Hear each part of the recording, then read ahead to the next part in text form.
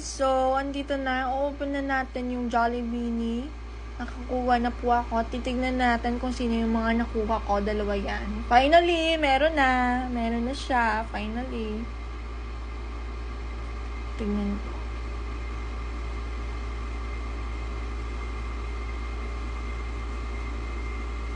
Sino kaya to? Sino kaya to? Oh my God, kinakabahan ako kasi favorite ko talaga si Kulit. Oh my God, si Gwen, Bini Gwen, yay! Si Bini Gwen, isa siya sa mga bias ko na na Bini members. Eto na, last na talaga. Sana naman yung bias ko na, si Kulit. Si Kulit kasi yung bias ko. Nahirapan pa ako dyan mag-open kasi baka mapunit. Yun yung inaalala ko. Hindi ako nag-aalala sa nails ko na bago. Naalala ko na baka mapunit. Sana si Kulit kasi siya yung favorite ko na member.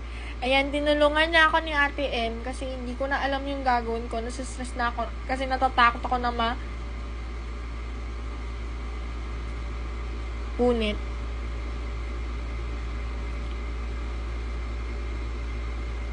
Ayan na!